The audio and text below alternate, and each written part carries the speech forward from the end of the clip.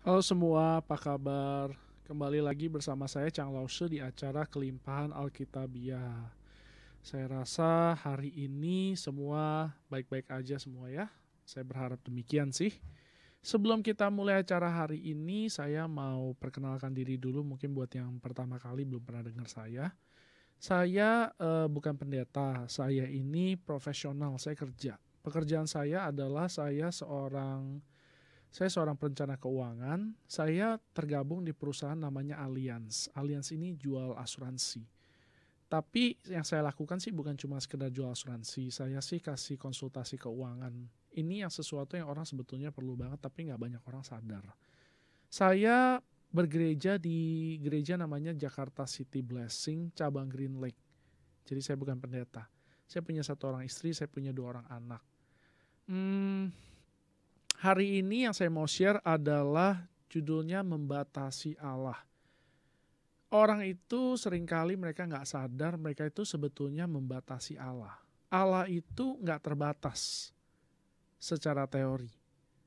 Allah itu nggak terbatas, tetapi kalau dia di dunia ini, dia itu tidak bisa melakukan apa-apa sendiri. Dia butuh kerjasama dari manusia. Nah, manusia itu banyak yang tidak bekerja sama dengan Allah. Jadi akibatnya apa? Kehendaknya Allah tidak bisa terjadi 100% di dunia ini. Nah, mungkin ada yang pikir, oh ya semua kan terjadi karena seizin Allah. Kalau nggak ada izin Allah ya bagaimana bisa terjadi? Ini bukan sesuatu yang sesuai dengan firman. Kita tahu di dunia ini terjadi perang, terjadi sakit penyakit, terjadi kerusuhan, terjadi hal-hal yang buruk. Bahkan sama orang-orang yang dikasihi Tuhan, ini sama sekali bukan kehendaknya Tuhan. Sama sekali bukan kehendak Tuhan.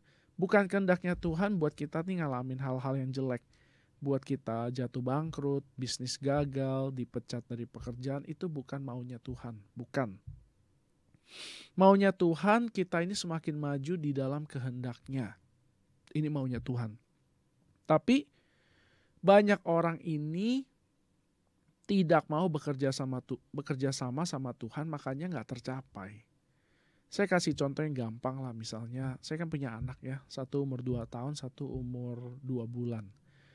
Saya mau supaya anak saya yang umur 2 tahun ini supaya dia bisa makan makanan enak. Contohnya misalnya makan steak. Salah satu makanan kesukaan saya adalah steak. Saya suka makan steak. Tapi anak saya tidak mau makan sapi. Dia nggak tertarik buat makan sapi. Kalau dia nggak mau makan sapi, artinya dia nggak bisa makan steak. Buat saya steak enak banget, tapi dia nggak suka. Akibatnya apa ya? Akibatnya ya jadinya saya tidak bisa kasih dia makan steak, makanan yang enak itu. Nah, kita ini manusia ini seringkali membatasi Tuhan. Membatasi Tuhan dalam berbagai macam hal. Hari ini yang saya mau bahas adalah kita membatasi Tuhan dengan masa lalu kita. Masa lalu itu seringkali menjadi suatu belenggu. Belenggu buat orang itu supaya dia nggak maju. Eh, Kebayang ya kalau misalnya kita ini terikat sama sesuatu, ya kita terikat sama sesuatu, kita nggak bisa pergi jauh. Misalnya kita dirantai atau kita ada di dalam penjara gitu, kita nggak bisa kemana-mana, kita nggak bisa pergi jauh. Itu yang namanya belenggu. Nah, banyak orang sadar nggak sadar itu dia dibelenggu sama masa lalunya sendiri. Jadi bukan Tuhan yang membelenggu dia, bukan Tuhan membatasi dia buat maju, tapi dia membelenggu dirinya sendiri dengan masa lalunya. Jadi masa lalu itu bisa menjadi suatu belenggu kalau kita tidak benerin, kita tidak beresin ini. Jadi masa lalu kita ini bisa menjadi satu masalah besar yang menghambat kita punya kemajuan kalau kita tidak meletakkan masa lalu pada porsi yang seharusnya. Maksudnya apa? Nanti saya akan jelaskan. Nah, orang itu mesti ngerti bahwa Tuhan itu cuma bisa bekerja sebatas manusia izinin. Kita buka satu ayat ya di Efesus 3 ayat 20. Efesus 3 ayat 20.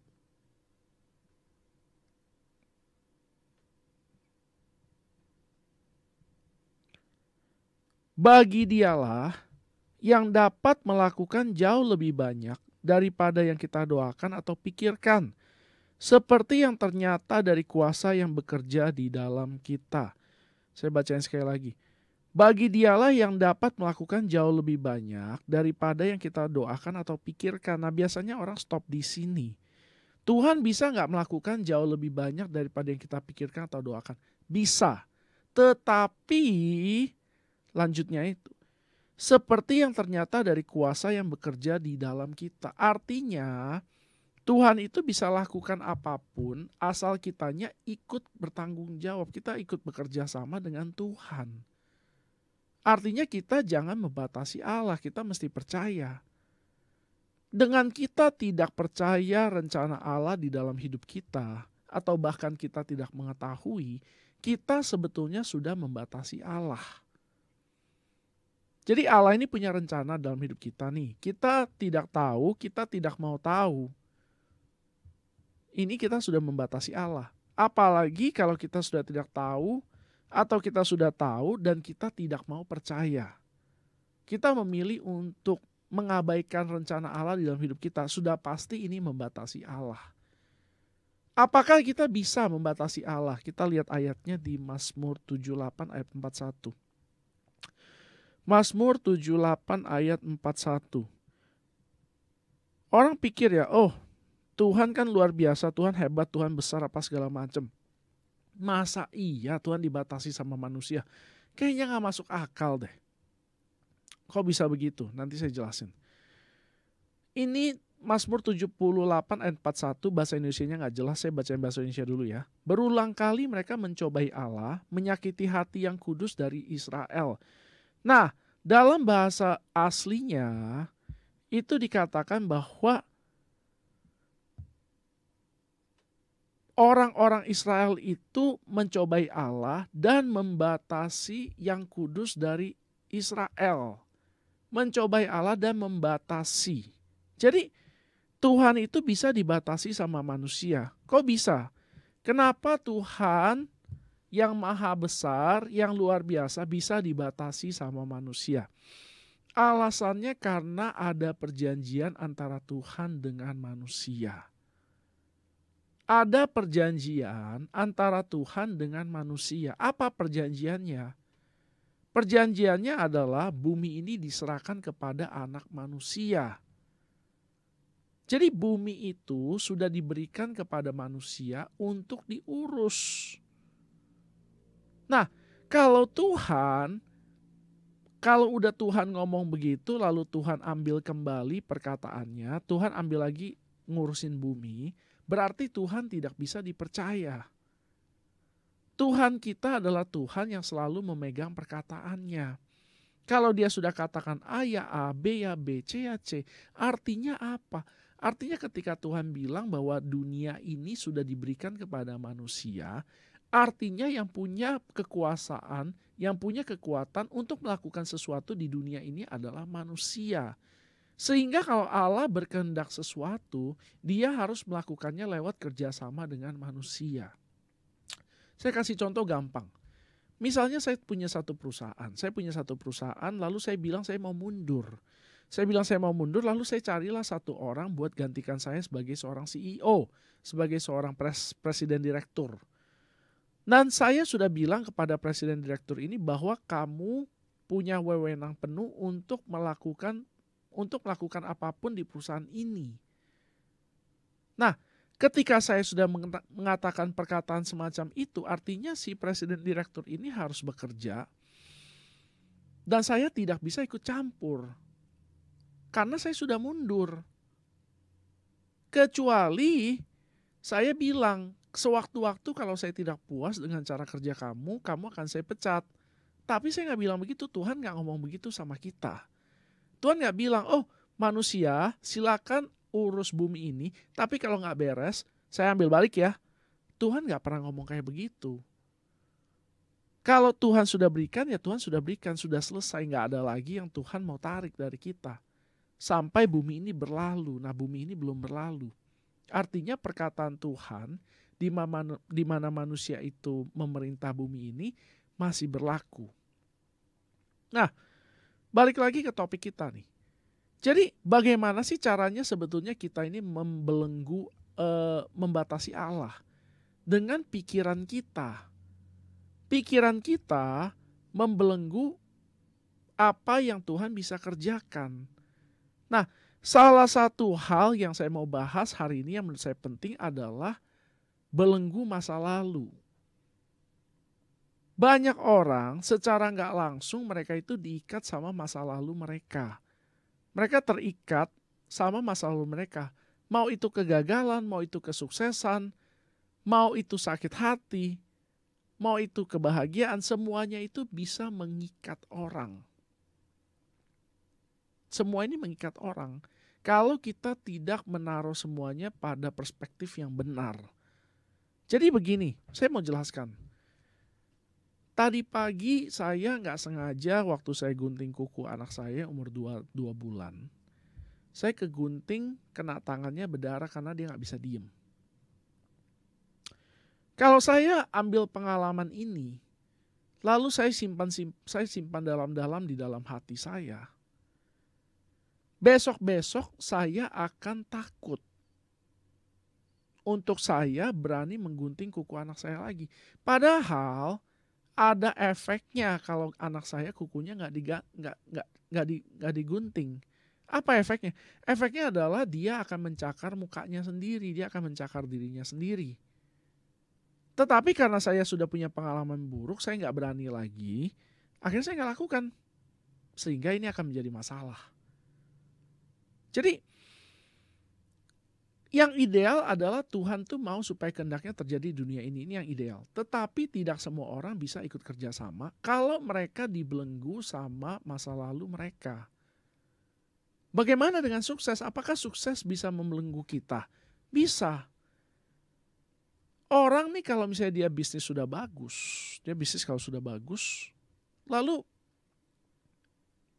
ketika Tuhan mau kasih dia sesuatu yang lebih besar lagi, dia mungkin akan bilang nggak mau. Kenapa? Oh, saya sudah nyaman di sini. Saya sudah enak di sini, saya sudah ngerti cara kerjanya, semuanya sudah oke, keluarga kami sudah oke, saya juga mungkin udah mulai tua, saya males lagi lah belajar hal-hal baru lah, ya udah gini-gini aja.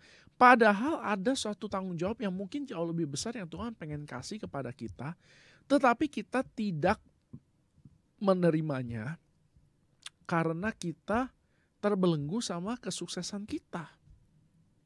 Jadi baik itu pengalaman baik, baik itu pengalaman buruk, mau itu kegagalan, mau itu kesuksesan, sama-sama bisa membelenggu. Kalau kegagalan jelas lah ya, misalnya kita selama ini kita bisnis gagal, lalu kita takut. Ya udahlah, kita nggak maju, nggak berani lagi. Saya pernah dengar ada orang-orang yang rugi main saham, rugi, habis itu mereka trauma, mereka nggak pernah masuk lagi. Padahal kalau misalnya orang mau, mereka bisa untung banyak di saham. Tapi mereka nggak lakukan lagi. Kenapa? Karena mereka takut. Nah, ini semua adalah belenggu masa lalu. Ada lagi belenggu masa lalu yang sifatnya ini kayak sakit hati, kepahitan. Kita pernah dikecewakan sama si A. Besok-besok kita nggak mau lagi hubungan sama si A. Padahal si A ini mungkin punya sesuatu yang baik yang dia bisa bagikan kepada kita. Jadi ini hal-hal yang kita tuh kadang-kadang suka miss karena kita tidak bisa mengesampingkan kita punya masa lalu. Pengalaman-pengalaman kita itu semestinya kita harus lihat sebagai pelajaran. Jadi pengalaman kita itu hanya sebagai pelajaran. Buat apa? Supaya lain kali kita bisa melakukan kehendak Tuhan dengan lebih baik lagi. Supaya kita nggak usah jatuh lagi ke lubang yang sama. Tuhan mau kita maju. Tuhan mau kita semakin berhasil lagi. Tuhan mau kita semakin luar biasa. Ini maunya Tuhan. Tetapi kalau kita terjebak dengan masa lalu kita, kita akan kehilangan momen-momen yang membuat kita semakin maju. Sayang. Nah, Tuhan itu mau supaya kita semakin maju. Jadi caranya kita adalah kita harus ikut rencananya Tuhan. Jadi Tuhan itu kan punya rencana. Kalau kita ikuti rencana Tuhan, kita akan sampai ke tempat di mana Tuhan mau kita pergi.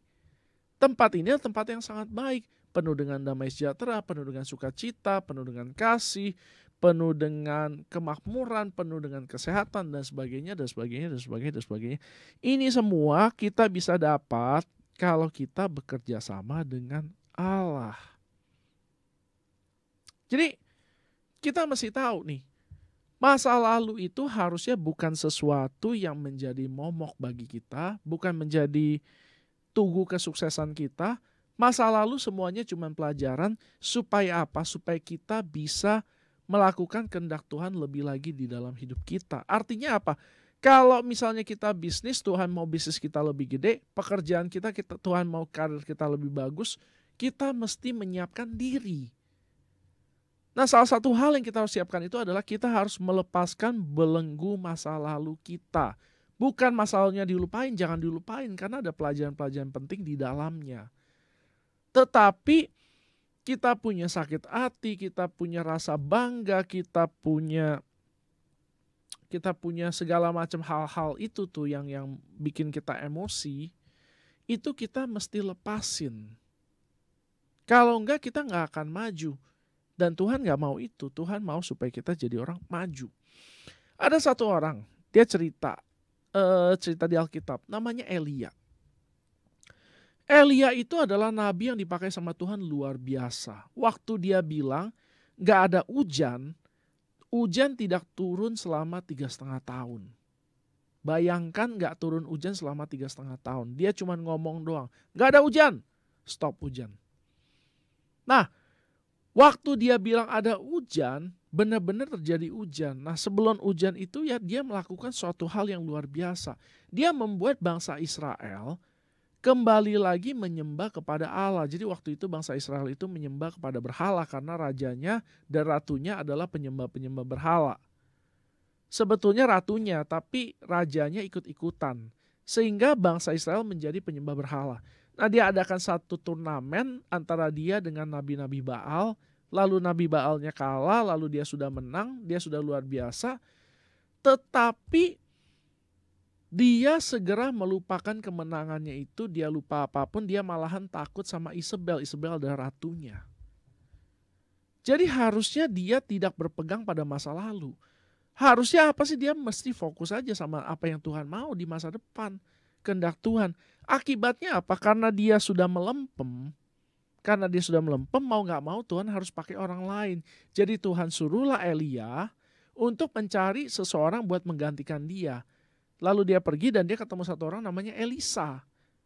Padahal nih Elia nih luar biasa. Dia sudah membantai banyak nabi Baal, dia sudah menghidupkan orang mati, dia membuat mukjizat di Sidon kepada satu janda Sarfat. Mereka bisa makan dengan baik. Dia ngomong gak ada hujan, dia ngomong ada hujan.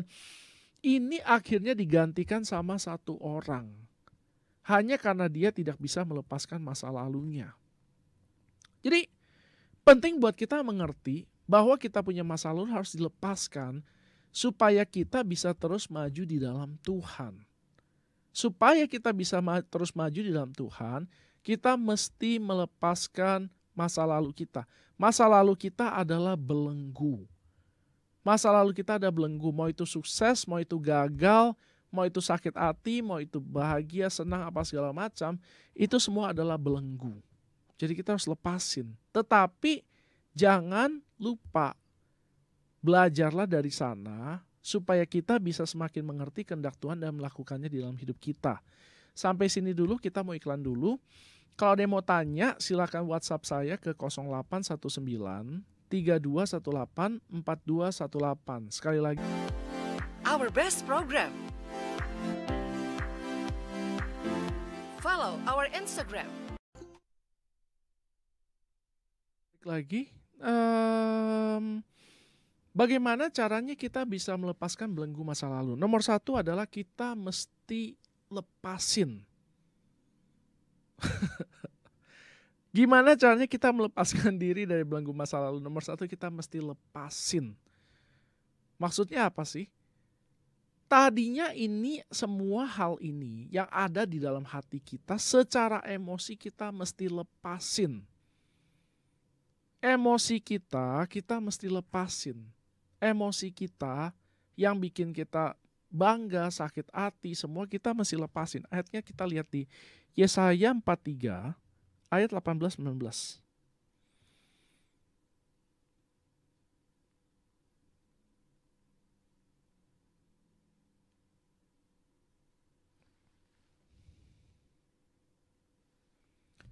Yesaya 43 ayat 18-19. Janganlah ingat-ingat hal-hal yang dulu-dulu, dan janganlah perhatikan hal-hal yang dari zaman purbakala. Lihatlah, aku membuat sesuatu yang baru, yang sekarang sudah tumbuh. Belumkah kamu mengetahuinya? Ya, aku hendak membuat jalan di padang gurun dan sungai-sungai di padang belantara. Sekali lagi nih, firman Allah, janganlah ingat-ingat hal yang dulu-dulu, dan janganlah perhatikan hal-hal yang dari zaman purbakala. Lihat, aku hendak membuat sesuatu yang baru, yang sekarang sudah tumbuh. Belumkah kamu mengetahuinya? Ya, aku hendak membuat jalan di padang gurun dan sungai-sungai di padang belantara. Maksudnya apa sih? Kita harus lupakan? Bukan. Maksudnya adalah kita tidak boleh terbelenggu sama apa yang kita tahu dahulu. Kita harus membiarkan Tuhan untuk mengerjakan sesuatu di hati kita, sehingga kita bisa melihat hal-hal baru yang Tuhan mau kerjakan. Saya kasih contoh gampang. Sekarang begini, banyak orang kan di PHK nih gara-gara COVID. Banyak orang hilang pekerjaan. Lalu orang ini punya pengalaman nih. Saya pengalamannya selama ini saya kerja sebagai koki misalnya. Ini kejadian nyata nih, koki. Ada satu orang, dia biasanya kerja di satu tempat jadi koki. Gara-gara COVID tempatnya ditutup. Apa yang dilakukan orang itu? Akhirnya dia menjadi tukang nasi goreng keliling. Cukup sukses. Akhirnya dia pindah lagi ke satu tempat yang lebih permanen. Nah, kita jangan membatasi Allah dengan cara, oh saya cuma akan mau bekerja seperti ini. Banyak juga waktu selama COVID itu ya, banyak orang tuh dia punya bisnis gak bisa jalan. Jadi mereka lakukan hal yang sama sekali berbeda. Contoh misalnya orang biasanya selama ini mereka kerja kantoran. Sekarang mereka jual makanan. Buka PO, bikin ini, bikin itu, dan cukup sukses. Istri saya, puji Tuhan pekerjaannya oke, gak ada masalah. Tetapi karena pandemi lalu dia di rumah, akhirnya dia mulai banyak bikin kue. Kuenya sih gak dijual buat makan sendiri, tapi enak. Nah, kalau kita sudah bisa melepaskan kita punya masa lalu, barulah kita bisa embrace, kita bisa mendapatkan sesuatu yang baru. Tuhan itu mau kasih kita sesuatu yang baru, kalau kita ini kasih kesempatan kepada Tuhan. Jadi kalau yang lama sudah gak bisa jalan lagi, tidak usah dipaksakan. Yang lama kalau udah gak bisa jalan lagi, gak usah dipaksain. Udah lakukan aja. Lakukan lagi. Yang baru, gak apa-apa. Oh tapi saya gak punya pengalaman di sini, saya gak pernah kerjain begini. Gak ada masalah, belajar tidak terlambat. Sekarang apapun kalau kita mau pelajarin, kita bisa. Buka aja YouTube. Mau belajar apa? Buka, bisa. Gak usah khawatir, gampang. Asal kita mau. Nah, supaya kita bisa lepasin ini, supaya kita bisa maju, kita mesti lepasin dulu yang lama. Ada satu ayat yang bagus di Kejadian 41 ayat yang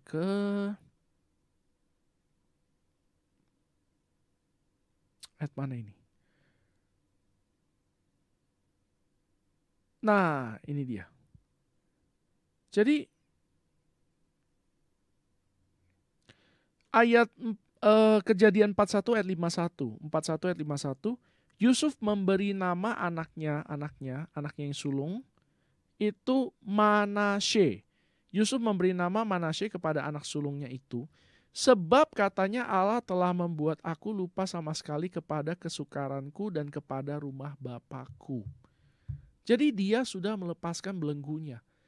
Ini penting sekali, kalau dia nggak lepasin belenggu ini, dia akan sulit bekerja dengan baik. Orang tuh suka pikir ya bahwa nggak ada hubungannya antara perasaan dengan pekerjaan. Sebetulnya sangat berpengaruh. Dan nggak cuma cewek doang. Cewek katanya, oh mereka sangat dipengaruhi sama perasaan. Kalau misalnya mereka lagi happy, mereka masaknya lebih enak. Lagi nggak happy, masaknya bisa nggak enak. Tapi semua orang, mau cewek, mau cowok, mau anak-anak, itu banyak dipengaruhi oleh perasaan mereka. Nah, perasaan ini erat kaitannya dengan pikiran mereka. Jadi kalau misalnya orang sudah bisa mengeluarkan batu besar di dalam hatinya, namanya masa lalu itu, mereka akan menjadi orang yang bebas. Anda bisa menjadi orang yang bebas kalau Anda sudah melepaskan masa lalu Anda. Anda bisa menjadi orang yang bebas kalau Anda sudah melepaskan masa lalu Anda, sehingga Anda bisa dengan bebas mendapatkan rencana yang baru dari Allah untuk dikerjakan. Jadi Anda nggak usah khawatir.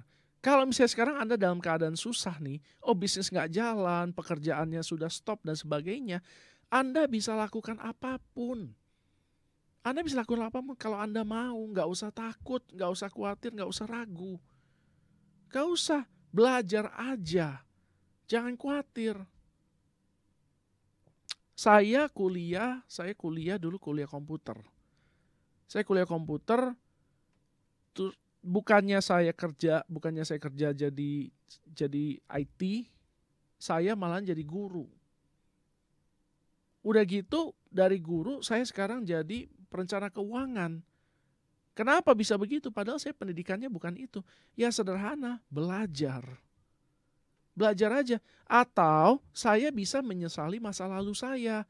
Aduh, kenapa ya dulu ya saya ambil jurusannya komputer ya, padahal saya nggak suka pekerjaan komputer.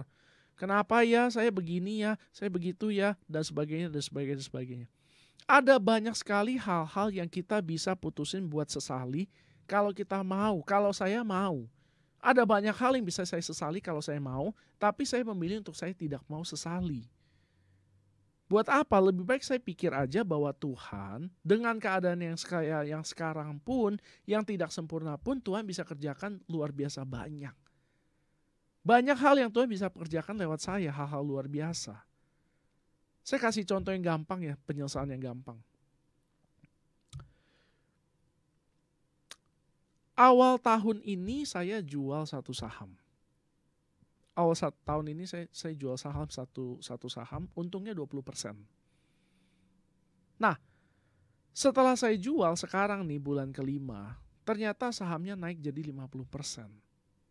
Artinya apa? Artinya kalau misalnya waktu itu saya tahan, saya sekarang bisa untung lebih banyak lagi. Tapi sudah jual waktu itu. Terus apa dong yang saya lakukan? Ya udah saya bersyukur aja. Saya punya moto sederhana, saya ajarkan ini juga sama istri saya. Moto saya sederhana. Good days, you get happiness. Bad days, you get experience. In all things, give thanks. Moto saya adalah kalau bahasa Indonesia bilangnya begini. Pada hari-hari yang baik, kita mendapatkan kebahagiaan. Hari-hari yang buruk kita mendapatkan pelajaran. Tetapi di dalam segala hal mengucap syukurlah. Buat apa kita mengucap syukur? Untuk kita tahu bahwa Tuhan ini mengasihi kita dan Tuhan mau yang terbaik buat kita. Tuhan punya rencana yang luar biasa indah untuk kita. Jadi orang nih kita nggak ada beban, kita jadi orang merdeka enak. Kalau enggak, setiap hari kita pikirnya gini, aduh kenapa ya waktu itu nggak begini ya, waktu itu begitu ya. Kenapa ya orang ini waktu itu sama saya begini ya. Kenapa ya saya waktu itu udah untung banyak, kok saya invest ke sini akhirnya saya jadi bangkrut ya. Kenapa ya. Jadilah orang yang punya mental pemenang. Jangan jadi orang yang punya mental korban. Jadilah orang yang punya mental pemenang, jangan jadi orang yang punya mental korban. Paulus adalah orang yang sangat luar biasa. Kita tahu bahwa Paulus itu menulis 2/3 dari kitab yang ada di Perjanjian Baru. Apa rahasianya dia? Kita lihat di Filipi 3.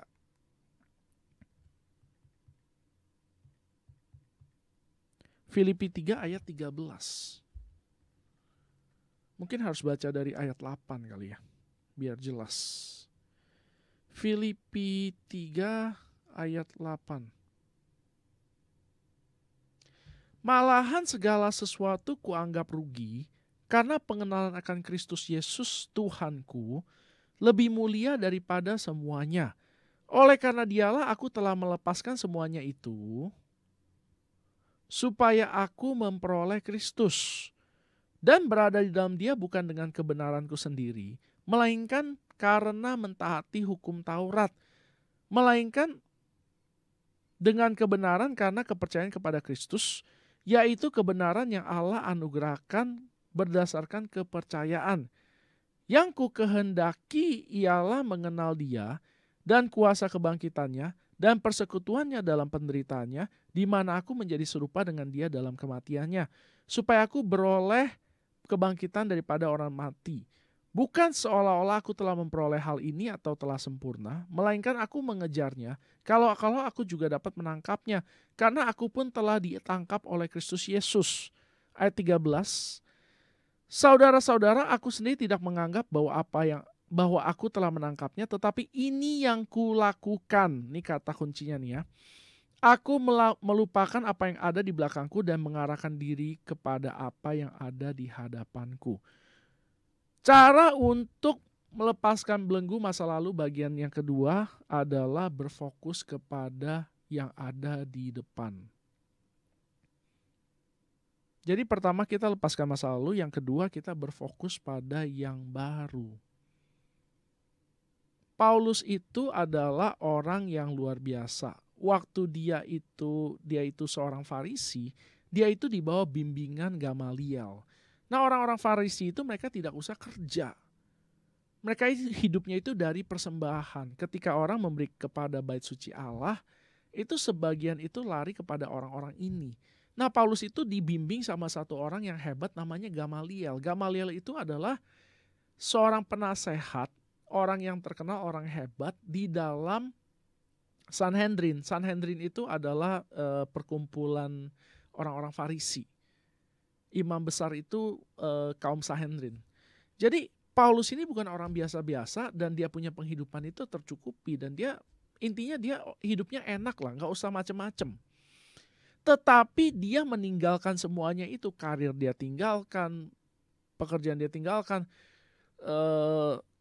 kehormatan dia tinggalkan karena orang-orang Farisi itu dianggap orang-orang yang luar biasa waktu zaman itu. Itu semua dia tinggalkan karena menurut dia Yesus lebih penting. Jadi kita ini perlu fokus sama apa yang Tuhan mau kasih kepada kita, hal-hal yang baru. Karena ini yang bisa bikin kita ini semakin maju di dalam Kristus. Kalau kita terus-menerus berpegang pada hal yang lama, kita jadi orang gak bisa maju. Kita masih fokus sama hal yang baru. Tuhan mau memberikan kepada kita hal-hal yang baru dan luar biasa kalau kita mau sambut. Nah, untuk kita bisa sambut, kita punya hati mesti dibersihkan dulu dari masa lalu itu. Jadi kayak sekarang nih ya, misalnya ya, saya bisnis, saya kan main saham nih. Gimana kalau misalnya, harusnya saya tunggu lebih lama dikit lah, untung bisa lebih banyak segala macam. Saya ngomong aja, enggak, Tuhan bisa berkati saya juga di tempat lain. Saya nggak usah khawatir. Saya jual saham A, habis itu harganya naik, saya bisa beli saham B juga harganya bisa naik. Nggak ada masalah. Saya percaya aja bahwa Tuhan bisa berkati saya dari segala macam cara. Nggak harus lewat saham misalnya, bisa lewat bisnis saya, bisa lewat dari orang lain, bisa lewat saudara saya, bisa dari sini, bisa dari sana, segala macam. Nggak ada masalah. No problem. Ini adalah cara pikir yang benar. Ini adalah cara pikir yang benar yang sesuai dengan kehendak Allah. Kita ini adalah orang-orang yang lebih dari pemenang. Kita bukan korban. Korban itu punya mentalitas korban, itu sangat menyedihkan. Kita selalu merasa, dunia ini menentang saya, apapun saya kerjakan gagal. Terus menerus kita pikirkan itu, kita renungkan itu. Ini gak akan membawa hasil apapun di dalam hidup kita. Tetapi orang yang fokus ke depan, inilah tipe-tipe orang yang akan maju. Saya nggak tahu kalau ada yang pernah dengar cerita ini. Menurut saya ini bagus sekali.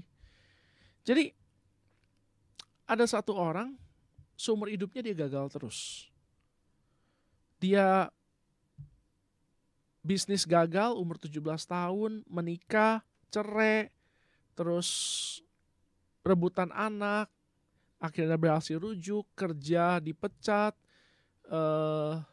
bisnis gagal, nggak jadi apa-apa, nggak ada prestasi apa-apa sampai umur 65 tahun. Jadi waktu itu dia sudah tua, dia juga bingung dia mau ngapain lagi, dia pikir dia mau bunuh diri aja lah. Ini cerita yang bagus ya. Lalu dia pergi ke satu tempat, terus dia mau siap-siap bunuh diri. Sebelumnya dia tulis dulu, dia mau catat semua hal yang dia sesali. Ternyata bukannya dia tulis hal-hal yang dia sesali, dia malah tulis hal-hal yang dia pengen kerjain. Salah satunya adalah dia pengen belajar masak. Jadi ya udahlah, dia akhirnya belajar masak. Dia lupa nih dia mau bunuh diri, dia lupa. Dia malah bikin ayam goreng. Lalu dia bikin ayam goreng, lalu dia mulai tawar-tawarin ke orang dan ternyata akhirnya berhasil. Siapa orang ini? Namanya adalah Sanders. Atau lebih dikenal sebagai Kolonel Sanders yang sekarang kita tahu sebagai pendirinya KFC, Kentucky Fried Chicken.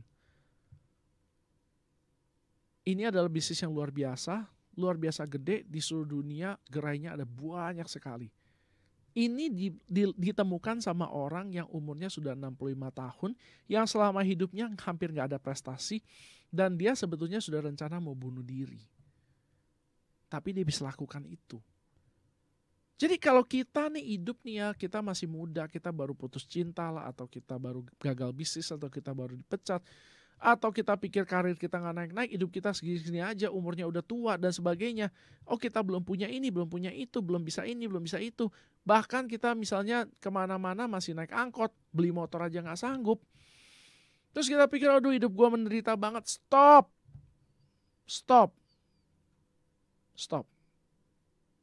Fokus ke depan. Lepaskan masa lalu, fokus ke depan. Ini yang saya inginkan di dalam hidup saya. Saya pengen ini, saya pengen itu. Saya pingin dalam 5 tahun ini terjadi. 10 tahun ini terjadi. Tetapi biarlah ini semua datang dari Tuhan. Jadi kita doain. Doain Tuhan mau apa di dalam hidup saya. Itu yang kita harus pegang erat-erat. Kita harus berfokus pada itu. Jangan fokus sama kegagalan kita, ketakutan kita, kekhawatiran kita. Semua hal yang negatif atau kesuksesan kita pun jangan kita fokus ke sana. Kenapa? Karena ada hal-hal yang besar, hal-hal yang baru yang Tuhan ingin kerjakan di dalam hidup kita.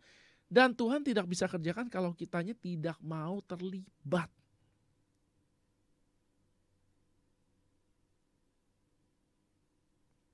Saya mau tutup dengan satu cerita terakhir.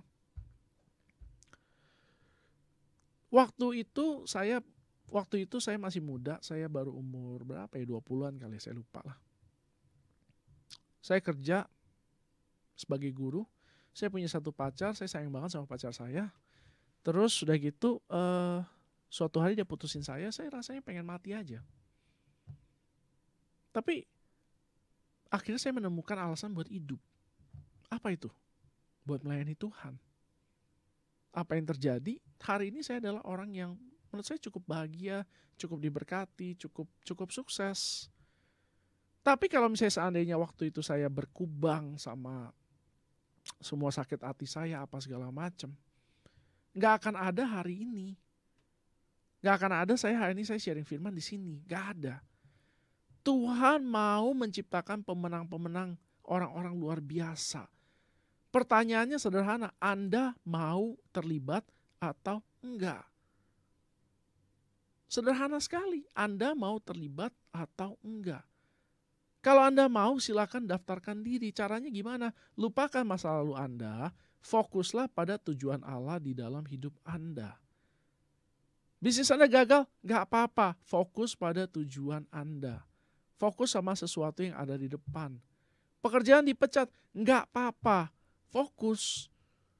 Kalau ada sesuatu yang Tuhan mau kasih ke kita, hal-hal yang baru sama sekali, silakan. jangan takut.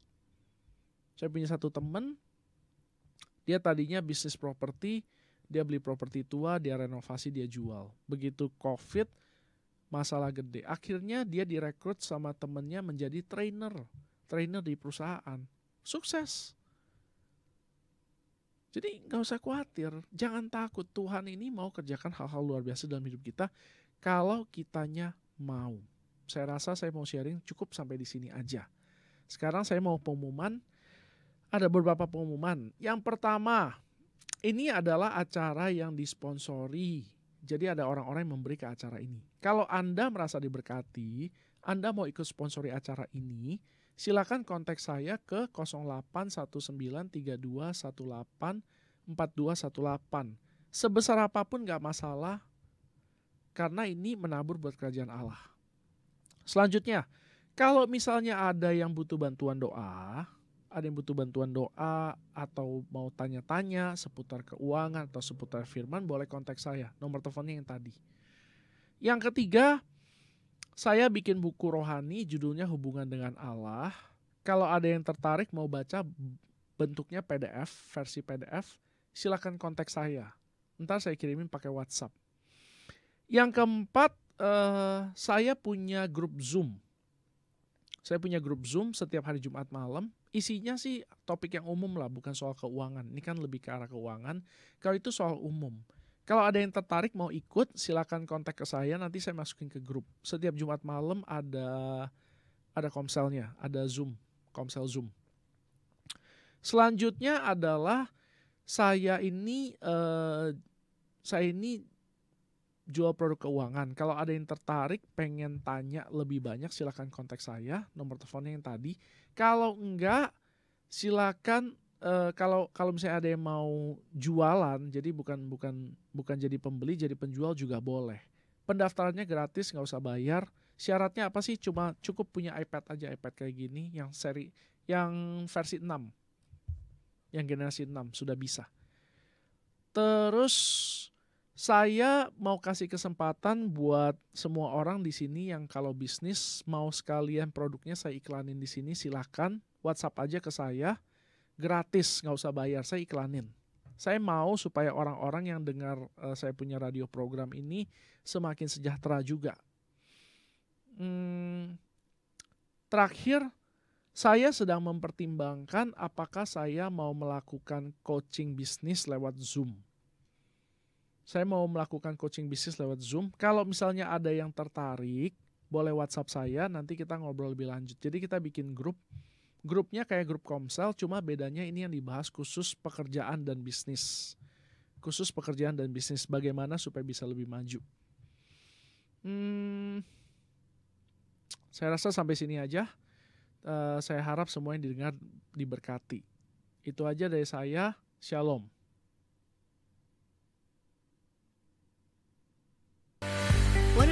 Heartline Radio, radio nomor 1 yang peduli dengan perlindungan anak-anak dan berkontribusi dalam membangun keluarga Indonesia. Bersama UNICEF, Heartline ikut mengkampanyekan hak-hak anak Indonesia. Heartline banyak